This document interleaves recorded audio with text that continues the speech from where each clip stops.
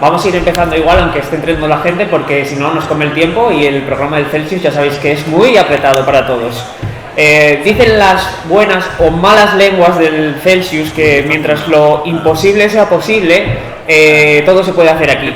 Hace un tiempo me leí una novela sobre una casa un poco extraña que estaba rodeada de basura por una familia también bastante extraña a la que estaban asociados como objetos, como un tapón de baño, como una chimenea también, como una caja de cerillas. Y entonces hablé con una de las 3 cabezas pensantes del Celsius y le dije, ¿qué te parece si traemos a este autor al festival? Que yo tengo el contacto porque ya he podido hablar con él.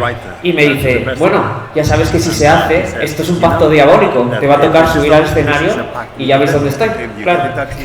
Bienvenido, Edward, a este tu primer Celsius y espero que no sea el último. ¿Qué tal estás? Very well. Thank you very much for having me. Hola, it's very bad to follow Brandon Sanderson.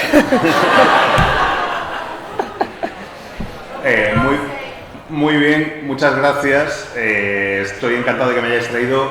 Esto ir después de Sanderson es horrible. Escritor e ilustrador, dramaturgo de varias adaptaciones teatrales a sus espaldas. Me gustaría hacerle una pregunta para que lo empecemos a conocer, para darnos una pincelada de quién es, de qué es lo que le gusta, de qué trata de hacer. Y es una pregunta que suele poner un compromiso a los autores y que por eso me gusta hacer, claro. ¿Con qué libro o libros tendría Edward Cady del pasado una conversación interesante para formarse como escritor, pero más importante, ¿cuáles serían los que elegiría para formarse como ser humano? And mostly, which would be key in order to develop as a human being? Ooh, ow. I grew up in England, and in England we fed Charles Dickens as if it was a medicine. And so we some people like it and some people don't like it. I was given Charles Dickens as a young person, and it extended my imagination, and everything about it seemed really thrilling. But the second book, I would say I keep coming back to again and again, is also Victorian. It's called London Labour and the London Poor, and it's contemporary interviews with people from that era who are working in the sewers, who are working on the Thames, who are working with killing rats, who are working with Punch and Judy puppets, and suddenly the world comes alive then. For example, there's an interview with a doll's eye maker, and in Victorian times, doll's eyes were all blue. All of them. Whoops. Because Queen Victoria's eyes were blue. And so suddenly the world becomes open to you, and so it's like an entry into the past. Yo crecí en Inglaterra y en Inglaterra te dan de pequeño a Charles Dickens como si fuera jarabe. Hay alguna gente a la que le gusta y hay otra gente a la que no. Pero a mí me encantó, me parecía absolutamente genial. Me parecía que era absolutamente increíble y hizo que aumentara mi imaginación y que disfrutara muchísimo. Hay un segundo libro, también de época victoriana, que se llama London Labours and the London Poor. London Labours and the London Poor, o sea, los trabajos de Londres y los pobres o las clases bajas de Londres. Allí te cuentan y te describen un montón de profesiones distintas de la época victoriana. Tienes pues desde gente que trabaja en las alcantarillas, gente que son macarratas, gente que opera las marionetas de las obras de teatro de Punch and Judy, que son unas obras tradicionales en Inglaterra, incluso gente que se dedica a hacer ojos de muñecas. Y hacen ojos de muñecas porque todas las muñecas en la época victoriana tenían los ojos azules. Y si tienen los ojos azules es porque la reina Victoria tenía los ojos azules. Así que me pareció absolutamente alucinante el ver que el color de los ojos de las muñecas en la época victoriana era el mismo color que el de los ojos de la reina. I would also like to add, and this question was about what books are influence, what are the most important books in your life, but for me also fairy tales are the most important thing. Going back to fairy tales, I teach creative writing at a university in America, and one of the things that I teach is fairy tales. It's the truth of the human beings. They're dangerous tales. They're about what it is to be a human being and how to survive. They're not pretty. They're dirty and strange and full of danger, and they are, I think they're just essential reading for everybody. It's who we are. They have survived for thousands of years, and they will outlive all humanity. Me gustaría añadir también otro tipo de obra y de libro. Son los cuentos de hadas. Yo doy clase en Estados Unidos y me centro muchísimo en mis clases en hablar de cuentos de hadas, porque me parece que reflejan muchas de las verdades del ser humano, las verdades que son absolutamente necesarias para nuestra supervivencia. Normalmente los cuentos de hadas son cuentos sucios, extraños, llenos de peligros, pero que al mismo tiempo nos dan enseñanzas y que son cruciales para desarrollarnos como seres humanos y para todos. Hablando de cosas sucias y extrañas, pasamos a hablar de sus novelas.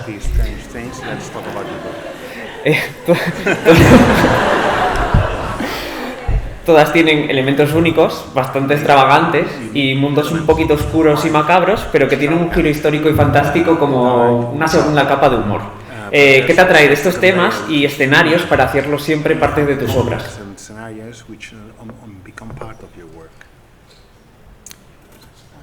La pregunta es ¿qué te atrae de lo macabro, de lo extraño? Is attractive for you from the macabre and the dark, so that they become part of your books? I feel I have no choice. If I try to write something beautiful and lovely, it would turn dirty and not so attractive. But for me, the sense of humor is always important. But it's also the mixture of the extraordinary and the ordinary all the time. Always the conversation between these two. Because it seems to me, when I started writing this book, I was looking at objects all around. The life of objects, how objects have different personalities. And I can remember looking at a bath plug, just an ordinary bath plug, and going, this is an amazing thing. Oh, a bath plug. Why are there not books about bath plugs being heroes? Why do people never write about bath plugs? And so this was sort of how it began. It becomes macabre, yes, but we could have a sort of disease of objects.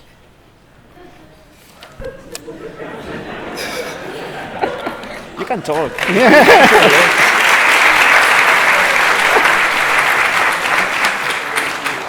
Escribo como escribo porque no me queda más remedio, no me sale de otra forma. Si yo me pongo a tratar de escribir algo que sea bonito y encantador, me sale sucio y mucho menos bonito. Y el caso es que ese es mi estilo y también es muy importante para mí, no solo el sentido del humor, sino la mezcla de lo extraordinario y lo ordinario y las conversaciones que se entablan entre lo uno y lo otro. A mí me encanta, cuando me pongo a escribir un libro, pues de repente ponerme a mirar los objetos que me rodean y tratar de inventarme cómo son sus vidas. Yo creo que los objetos tienen personalidades y es maravilloso el poder centrarme en ellas. Por ejemplo, al empezar a escribir una de mis novelas dije, míralo, el tapón de bañera, qué preciosidad. Es que es extraño que nadie se haya fijado en un tapón de bañera para contar su historia. ¿Por qué nadie cuenta una novela con un tapón de bañera como Ere, como protagonista? Eso es lo que deberíamos hacer. Y cuando me puse a escribirlo es cuando me salió luego ya el toque de lo macabro. Todos sus libros, si alguno habéis echado un vistazo a los Iremongers o a Little, están repletos de ilustraciones. Me gustaría un poco que contara qué va primero, si las ilustraciones o el texto, y segundo, un poco hablar sobre su estilo, porque yo de arte no sé un pimiento y seguro que él lo hace mucho mejor. I always draw the characters I write about. If I can't see them, physically see them, I feel I don't know them. And so one of the first things I do is get out a pencil and see who are you, what do you look like? And sometimes the drawings contradict the writing, and sometimes it's vice versa. So they have a sort of battle. But for me, that's the exciting part. The moment I see someone, I feel I know them. And sometimes I will sculpt them, or sometimes I will draw them. And so my process is, I found this amazing thing. I found the perfect pencil in all the world. The best pencil, and it's called a Tombow B. It's made in Japan.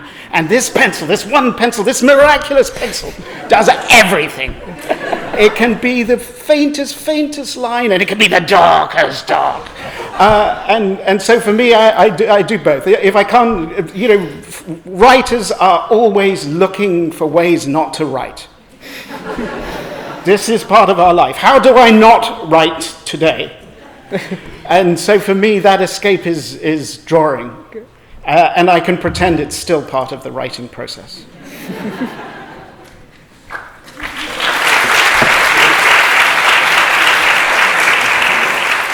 Yo necesito dibujar a mis personajes. Si no los dibujo, no soy capaz de escribir sobre ellos. Tengo que tener la imagen, tengo que poder verlos antes de poder ponerme a escribir. Y cuando escribo, a veces lo que ocurre es que el dibujo tiene una personalidad y lo que escribo tiene otra distinta. Y en ese conflicto es donde surge la historia. Además, explorando, buscando, he encontrado el lápiz perfecto. El mejor lápiz del mundo. Es el lápiz Tombow B, que se hace en Japón. Es un lápiz milagroso, te permite hacer de todo. Desde el trazo más finito, hasta el trazo más oscuro. Y es realmente maravilloso el poder hacerlo todo con ese lápiz. En realidad, además, los escritores, esto es algo que debéis saber, buscamos siempre una excusa para no escribir. Nos levantamos por la mañana y decimos, a ver, ¿qué excusa tengo para no escribir hoy? Y para mí la excusa perfecta es ponerme a dibujar. Esa es mi escapatoria perfecta. Me pongo a dibujar y encima me engaño diciéndome que todavía forma parte, que eso también forma parte del proceso creativo. Vamos a pasar a hablar un poco de tus novelas y de tus obras. Y recordemos que en el año 2000 publicaste Observatory Mansions, que nos presenta los Forme, que son una familia que vive en un complejo de apartamentos en ruinas, básicamente. En el 2003 se publicó Alba e Irba, que es una historia bastante de aire de borgiano o calviniano, de dos hermanas gemelas que tienen sus emociones conectadas y construyen la maqueta de una ciudad a escala que se ajusta a sus deseos. ¿Recuerdas un poco de la inspiración de estas primeras novelas, de cómo decidiste ponerte a escribir y dejar de solo dibujar para no escribir, básicamente? Has that would your wish be to stop writing and just draw so that you don't have to write? No. I could no, just to write more and to draw more and to never stop. They're talking about the sort of link between the books is that, and with all my books, I grew up in a Tudor manor house in England that was the tiniest part of the divorce settlement between Henry VIII and Anne of Cleves. And this house was sort of hunched back and talking. It talked all the time, as if it had verbal diarrhea. So this part would talk to this part, would talk to this part. The whole house is endlessly talking. And underneath the house, it was built on the foundations of a Saxon hall. And so all history, seemed to me, was alive in this one place. And during World War I, it was a convalescence hospital. And so this one building has influenced me more than anything else in my life. And I still dream about it. My parents no longer live there. But so I remember living in the attic during the summers, and you would go up into the attic, and it would go, the stairs, as you like good old stairs, making a lot of noise. And then about 15 minutes later, it would creak back, as if someone was coming up the stairs. And it always terrified me, and I always loved it, and I miss that house. And the house is everything to me in my work. In fact, I think I'm always trying to get back there. No. Lo que me encantaría es poder ponerme a escribir y a dibujar y no parar jamás. Creo que el vínculo que existe entre todos mis libros tiene que ver con la casa en la que yo crecí en una pequeña mansión cheddar que formaba una parte minúscula del acuerdo de divorcio entre Anne Cliff y Enrique VIII. Y era una casa que tenía chepa, era una casa jorobada, en la que las distintas partes de la casa estaban charlando todo el rato entre sí, mantenían conversaciones incesantes, no se callaban de ninguna de las maneras. Encima estaba construida sobre un antiguo asentamiento sajón. Durante la Primera Guerra Mundial había sido un hospital de campaña, y ese edificio ha sido la mayor influencia que yo he tenido sobre mí en mi vida. En verano yo subía las escaleras para ir al fallado, al trastero, y al subir las escaleras iba subiendo y iba haciendo y entonces llegaba allí, me ponía en ese trastero arriba, en el piso de arriba del todo, y al cabo de 15 minutos volvía a oír como si hubiera alguien que estuviera subiendo las escaleras también, cuando no había nadie más. A mí me resultaba al mismo tiempo esa sensación aterradora y fascinante, y es la que trato de recuperar aún a día de hoy en mi obra. Casi 11 años después llegaría la trilogía de los Iremongers, que en España publica Blacky Books y solo tenemos los 2 primeros publicados, que para mí sería como un hijo bastardo entre la trilogía Gormenghast de Melvin Peake y Un mundo de Tim Burton pasado por un filtro de humor británico bastante extraño. Cada miembro de la familia, como decía antes, que fue la novela que a mí me enamoró, por supuesto, tiene asociado una especie de objeto. Pero lo que me gustaría saber es qué inspiró, aparte de esa placa de baño de la que habló antes, el mundo de los Iremongers y su singular relación con los objetos.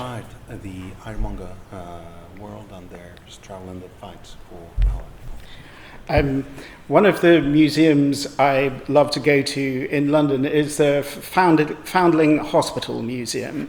And in that museum, there are objects left by mothers giving up their child. It's invariably the mother giving up their child. And when they gave up their child, they left an object, a small object, as proof of their existence, of who they came from. And that object might be a thimble. It might be the label of a gin bottle. It's all the woman had on her person. And all these objects are kept in this museum. And they are so moving, and they are proof. These objects have life. They feel incredibly alive and heartbreaking. They tell a story of a mother and a child, a mother who was forced to give up the child. The child's only proof of their former existence are these objects. And for me, I was so moved by them. And in Florence, in Italy, they have a similar museum to a foundling hospital, but there they guillotined the objects in half. And half was given to the mother, and half remained with the child in the hope, it sounds very like Dickens, doesn't it? In the hope that these objects would one day be reunited. Hay un museo que me encanta en Londres, que es el Foundling Museum, que sería como el museo de los objetos abandonados o de los objetos dejados, si queréis. Básicamente se llama así porque es un museo en el que se recogen los objetos que dejaban las madres, porque indefectiblemente acababan siendo siempre las madres, cuando dejaban a sus hijos o sus hijas en adopción, cuando los entregaban porque no podían cuidarlos. Normalmente a cada bebé le acompañaba un pequeño objeto que era una prueba de la existencia de su madre. Ese pequeño objeto podía ser desde un dedal hasta la etiqueta de una botella de ginebra, básicamente lo que la madre llevara encima en ese momento. Y el museo es un museo absolutamente conmovedor, porque es un museo en el que cada uno de esos pequeños objetos es prueba de la existencia de una vida, prueba de que esa persona ha tenido una madre y de lo que debían sentir las madres al tener que renunciar a sus bebés. La única prueba de que esos bebés habían tenido una existencia previa a que los entregaran en una institución. En Florencia hay otro museo semejante, también de estos objetos abandonados o de estos objetos dejados. Y en el caso de Florencia, los objetos los partían a la mitad.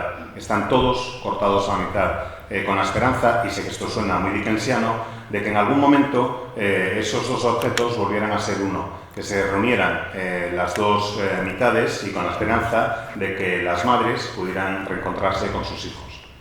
En Los Iremonger tenemos a dos protagonistas que son Claude Iremonger y Lucy Pennant, que son, representan las dos clases, la pobreza y la aristocracia. El mundo es también una especie de comentario porque está asociado a la vida real, es una especie de metacomentario sobre la revolución industrial y la fuerza trabajadora. Me gustaría saber cómo trabajaste ese equilibrio para que la novela danzara entre lo entrañable y lo macabro, pero que también tuviera esa fuerza poderosa de comentario social.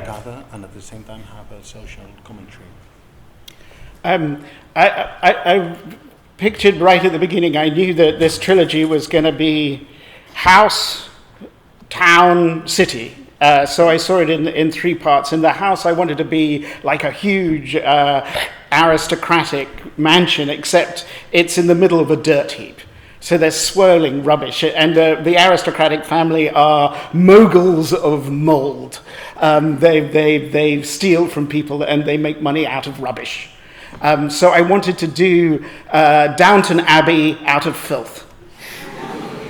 So really dirty Downton Abbey. And so underneath the house live all the servants, but they live in a sewer. So that everything in the house, there are rats moving around it, it's not that smart. There are seagulls everywhere. If you open a window, filth would come spewing into the house. I just thought, how can you turn the aristocrat, the British are obsessed with class. And I just thought, well, let's try and look at it from another angle, from dirt. Cuando empecé con la trilogía tenía claro que la progresión iba a ser casa, aldea o localidad pequeña, ciudad. La casa es una mansión aristocrática que está situada en mitad de un vertedero y los dueños son ricos, sí, pero son los dueños los varones de la basura, si queréis.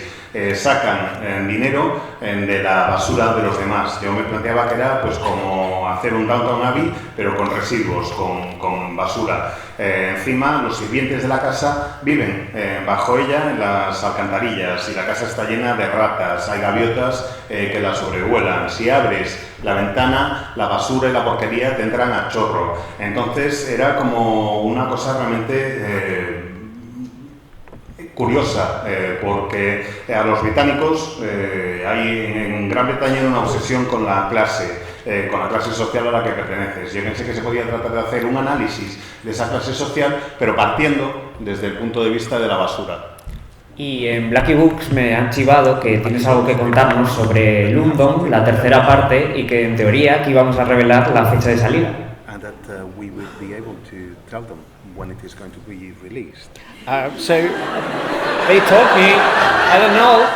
No, so I was told yesterday that Blackie Books will publish the third volume in February next year. So.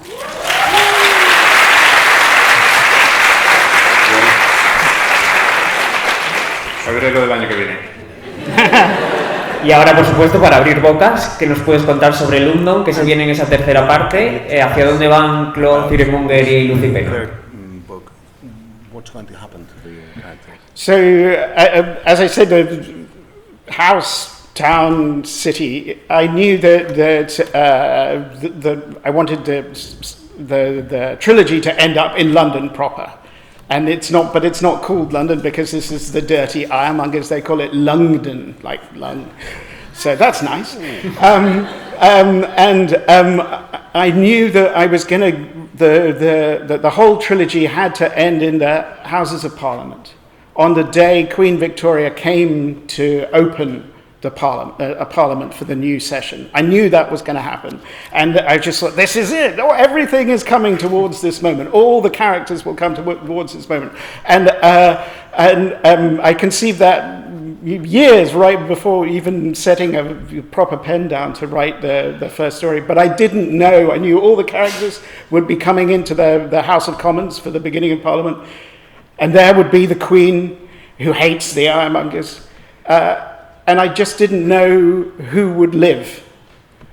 and who would die as everybody was coming together. And it was something that kept me alive as a writer, going, well, who's going to live? I don't know. Who's going to die? I don't know. Me? No, not you. You can't die. You have to live. No, maybe you should die. Let's die. We're all going to die. I didn't know. I was just waiting to see what happened until everybody was together. And it was that keeping it alive to surprise myself. One of the things that you have to do as a writer is to keep not surprising your reader, but you have to surprise yourself. And you have to let the story take you where it wants to go. And so I left this ending open until I was actually inside the House of Commons with the ironmongers and with the Queen and with the parliamentarians and a lot of rats. Okay. Pues como os digo, tenía la idea clara de la trilogía, casa, localidad pequeña, ciudad, y la trilogía iba a acabar en Londres, pero no se podía llamar Londres, sino que tenía que tener un nombre distinto, y haciendo así como una especie de juego de palabras, en inglés es, inciso, bastante complicado, sería un Manchondres, básicamente, porque está todo lleno de basura y de porquería. Total, que lo que quería era llevar a los personajes a las Houses of Parliament, al Parlamento británico, con la presencia de la reina Victoria, para inaugurar en la primera sesión del año parlamentario. Y allí van a estar todos los personajes, todo lo que había ido escribiendo durante ese tiempo iba a confluir ahí. Años antes, incluso, de empezar a escribir la primera palabra de la historia, sabía que iba a terminarla en la sesión parlamentaria. Y ahí iba a estar presente la reina Victoria, que además odia a los Ironmongers, y tenía que decidir quién iba a vivir y quién iba a morir. Y de repente los personajes hablaban conmigo. Yo quiero vivir, no, a ti no te puedo matar, venga, matamos a todos. Pero no sabía exactamente qué es lo que iba a ocurrir con cada uno de ellos, simplemente esperaba tenerlos en esa situación final en las Houses of Parliament, en el Parlamento británico, antes de que empezara el año parlamentario, con todos los Ironmongers allí metidos y rodeados de un montonazo de ratas. Aunque es posterior, aquí en España leímos primero Little, que es la biografía ficticia de María Tussauds, y he descubierto que Edward trabajó en el Museo Real de María Tussauds. Entonces quería saber qué te atrajo, por supuesto, esta historia y por qué también es la que más años te llevó a escribir. Why is it the book that took you the longest to write, and where does it come from? Some books behave, some books don't behave. I had started writing little about the life of Madame Tussauds, and in the end this book would take me 15 years to write, which is stupid. That's not right. Don't let it happen. If you write books, it's 15 years, it's too long. But so I abandoned it. I couldn't get this book right. It was, for one thing, it was about a real person. And the French Revolution, and I panicked. I wanted to read every book about the French Revolution. There's a lot of books about the French Revolution. And I just couldn't get the book right, and I'd lost myself as a writer. And one of the things that saved me was finding the Ironmonger trilogy, because I abandoned the book about Madame Tussauds, and I started to think about, why are you writing anyway? It's agony. It shouldn't be agony. Even if you're writing about dark things, you should be having a good time writing. That should be pleasurable. And so I went back to the books that I loved as a child. And those books are the most important books in all your life. Those books, those relationship you had with books as a child. And I feel like you'll never have such a close relationship again. And I started to remember what it was that I loved about storytelling. And so that was, with the Ironmongers, I thought, you know, if I write this sort of wildly imaginative thing, is it all right to have objects that talk? Yes. You can have objects that talk. Can I have sort of monsters made out of filth? Yes, you can.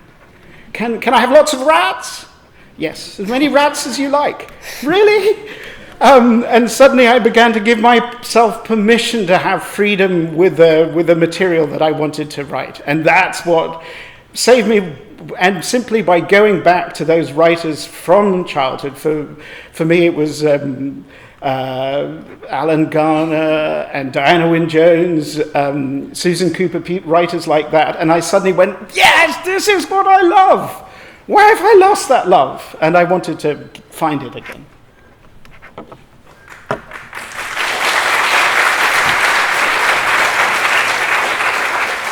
Lo cierto es que tardé 15 años en escribir ese libro y me costó muchísimo. No dejéis que eso os pase si os ponéis a escribir. No permitáis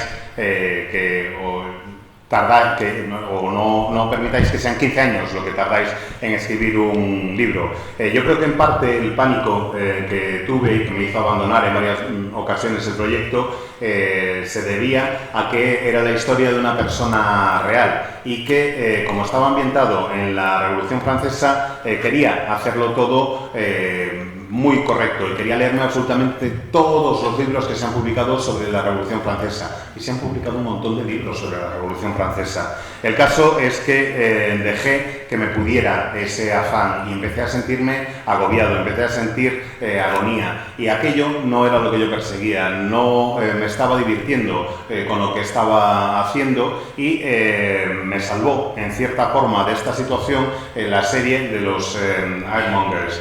Básicamente, cuando vi que estaba atascado, volví, eché la vista hacia los libros que había ido leyendo de niño. Esos libros son los más importantes, los que leéis en la infancia son los libros más importantes porque son los que os acompañarán para siempre, los que se quedan en vuestras vidas. Y me di cuenta de que podía contar lo que quisiera, que en los Ironmongers podría utilizar la imaginación como me diera la gana. Me decía a mí mismo, ¿y podré utilizar objetos parlantes? Sí, puedes utilizar objetos parlantes. ¿Y puedo hacer monstruos hechos de basura? Sí, claro, puedes hacer monstruos hechos de basura. ¿Y ratas? ¿Puedo tener ratas? Puedes tener todas las ratas que quieras. Así que eso me permitió darme permiso para que hubiera una cierta libertad a la hora de crear. Eso es lo que me salvó, el recordar algunos de los escritores que más me habían gustado en mi infancia, desde Alan Garner a Edward Jones, a Susan Cooper. Era ese amor que había sentido por los libros que había ido perdiendo con el tiempo, y preguntarme ¿por qué he perdido yo el gusto por esto si realmente es lo que me apasiona, y retomarlo. En 2020 publicaste The Swallow Man, que está ambientada en el vientre de una bestia marina, y es un retelling sobre el Pinocho, pero contado desde el punto de vista de Geppetto. En 2024 publicaste Edith Holler, que es una extraña y fascinante historia sobre una chica, un actor, que está encerrada en su propio teatro y pretende salvarlo de su familia. ¿Por qué los lectores de esta sala deberían leer esos libros? Necesitamos convencerlos para que las editoriales españolas nos lo quieran publicar.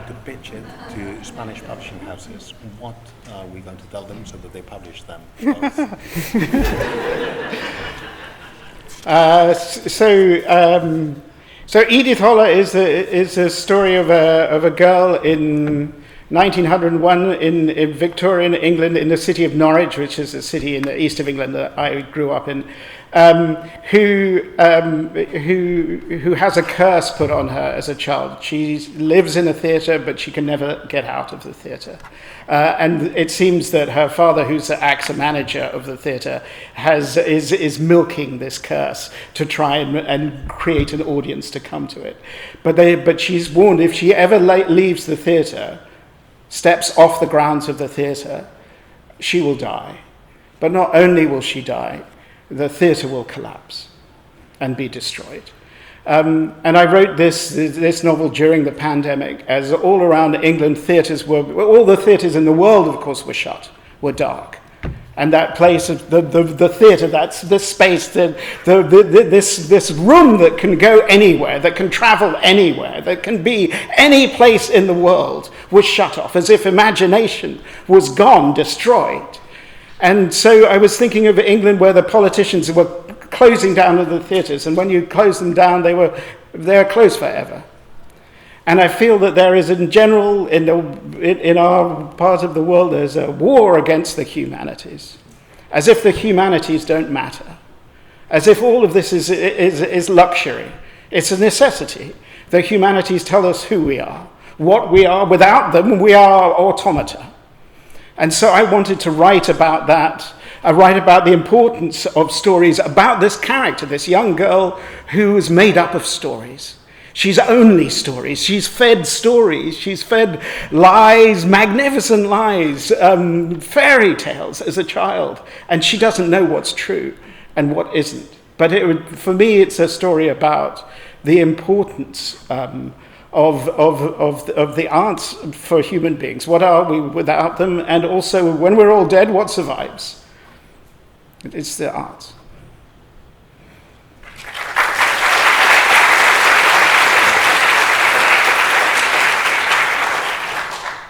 Es la historia de una chica que me recuerda a la ciudad en la que yo crecí, que me recuerda a la importancia que tenían las historias cuando yo era pequeño. Básicamente es la historia de una niña cuyo padre es el propietario del teatro. Ella tiene una herida y no le permite salir del espacio del teatro, no puede abandonarlo bajo riesgo de perder la vida. Básicamente está en esa sala tratando de proteger la imaginación frente a aquellos que quieren acabar con ella. Es un escenario semejante a este en el que nos encontramos y lo que quiere es preservarlo, defender la imaginación como tal. En Inglaterra, creo que en todas partes del mundo, los políticos parece que están siempre en guerra contra las humanidades, quieren acabar con las humanidades. Hay una batalla contra las humanidades como si fueran algo superfluo, como si las artes no tuvieran ninguna importancia y fueran un lujo necesario. Y es todo lo contrario, es lo más necesario para los seres humanos. Las humanidades son lo que nos permite ser quienes somos. Sin humanidades seríamos autómatas, básicamente. Es la historia, la que cuento, de una chica hecha de historias, hecha de mentiras, hecha de cuentos, hecha de heridas, de cuentos de hadas. Es alguien que se alimenta de ese tipo de maravillosas patrañas o mentiras, y es una historia acerca de la importancia de las humanidades y de las artes para los seres humanos, porque al final, una vez morimos, lo que nos sobreviven son las artes. Y quiero dejaros ahora un poco de tiempo por si queréis preguntar algo. Arriba, esas manos. ¿Agua? Hola, muy bien. Yo debo confesar que he conocido a esta autora a raíz de I must confess that I just known you thanks to Celsius. I've read the first Raimondo book in a couple of days. I'm fascinated. You made me think of Edward Gorey. Your name is quite similar as well. Is that just pure coincidence? It is pure coincidence, but it's a very happy coincidence. I love Edward Gorey very, very much. Sí, es pura casualidad, es una coincidencia, pero me encanta esa coincidencia porque adoro a Edward Gorey. ¿Alguien más?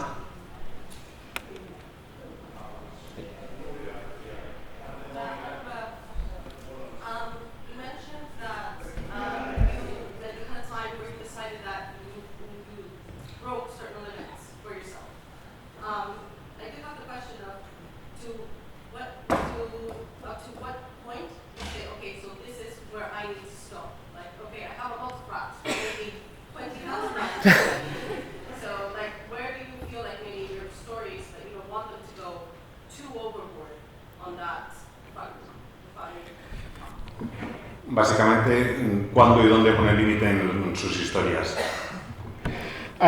Whenever I'm writing, I try to push myself as far as I possibly can, to exaggerate as much as I'm not very good at subtlety necessarily, and I want to be wild and wildly imaginative. And I always, was talking to my students back in Austin, to my undergrads, I would say, be the strangest version of yourself. Be the strangest version of yourself. What can you find? I always imagine there's a little voice that as you're writing, that says to you, "That'll do."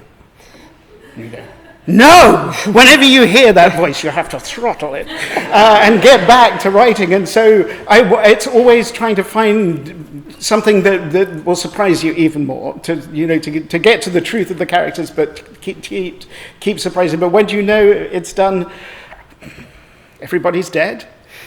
I don't know. You get to a point where it feels like this has to be it. And with Ironmongers, once I'd written the first volume, the other two came very, very quickly because the world had been created, and so I understood how it worked and how the rules work. But with the Madame Tussaud novel that took 15 years to write, it was because I wasn't writing from the truth of the character. And I had to almost abandon it to go back and read it to find that truth. Because no matter how strange the world is, it needs to be linked to a truth. Otherwise, it won't feel like it has any heart or soul, and you won't believe it.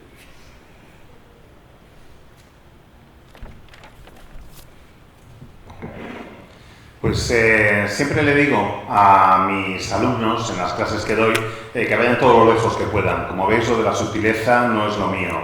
Cuando de repente empiezas a plantearte, ¿me estaré pasando? ¿Esto es demasiado? Si esa vocecilla empieza a sonarte en la cabeza, lo que tienes que hacer es estrangularla y no dejar que respire. Esa voz tiene que desaparecer, tienes que dejar de hacerle caso y tienes que tratar de llegar lo más lejos que puedas. Seguir siempre sorprendiéndote a ti misma, pero hacerlo desde la verdad del personaje, porque si no lo haces desde la verdad del personaje estás muerta. En el caso de Ironmonger, el primer libro lo escribí muy rápido. Creé el mundo porque hablaba desde la verdad de los personajes y tenía claro hacia dónde iban y lo que me estaban contando. En el caso del libro de Madame Tussaud, bueno, pues 15 años tardé porque no hablaba desde la verdad del personaje. Tuve que estar a punto de abandonar el proyecto para encontrar esa verdad y dedicarme a ello. El mundo que creas en tu obra tiene que estar vinculado a una verdad para ti. No puedes querer, no puedes amar algo en lo que no crees. Vale, me guardo la última pregunta para preguntarle en qué novela bellamente macabra estás trabajando ahora mismo. Which beautifully macabre book are you working on right now? Oh, Lord. Well, I'm writing maybe a piece of non-fiction, but also about moving home. I'm leaving America and going back to England after many, many years with my family. And one of the things that I've been doing before I go is exploring a place called the Harry Ransom Center, which is on the University of Texas at Austin campus. And in there, they have all different writers' papers. And one of the things that they have is also objects from different writers. So, for example, it's amazing treasure place. For example, they have the socks in which Sir Arthur Conan Doyle died. So I've been in the Ransom Center drawing Arthur Conan Doyle's own socks, which his wife took off his body after he died because they were darned socks. They weren't in good condition, and she was embarrassed. So she put on different socks, but she kept the darned socks. And so there's all sorts of different objects there, including locks of hair of Edgar Allan Poe, and all sorts of treasures. And I want to write about the objects there and my objects and what it is to live in Texas. I'm not a natural Texan. And about homeland and coming home.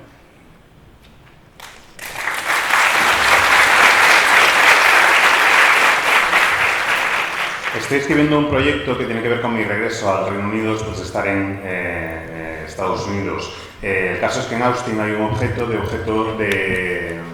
hay un museo de objetos peculiares de escritores y entre esos objetos, por ejemplo, están los calcetines que llevaba Sir Arthur Conan Doyle cuando murió. Y me di cuenta cuando estaba dibujándolos que eran unos calcetines con tomate. Con agujero. Básicamente eran los calcetines que llevaba en el momento de su muerte y a su viuda le daba tanta vergüenza que fueran calcetines con tomate, con el agujero, que se los quitó y le puso unos nuevos en lugar de ponerse a zurcirlos. Y esos calcetines están ahí. Y dije, madre mía, esto es increíble, estoy dibujando esos calcetines de Arthur Conan Doyle. También hay un mechón de pelo de Edgar Allan Poe y hay algunos otros objetos que son realmente maravillosos. Y esos objetos me sirvieron como excusa para contar lo que es la experiencia de vivir en Texas, que no sé si os habéis dado cuenta, pero yo no soy de allí, y de la sensación de volver a casa y la añoranza del hogar. Muchísimas gracias a todos por estar aquí.